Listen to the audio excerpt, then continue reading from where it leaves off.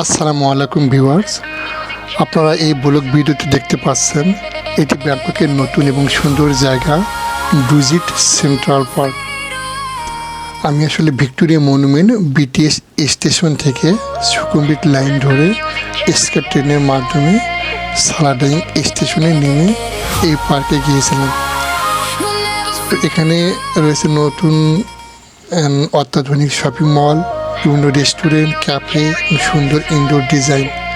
তবে এখানকার সবচেয়ে বড় আকর্ষণ হলো সুয়ান ডুজিট আরুন রুপ পার্ক।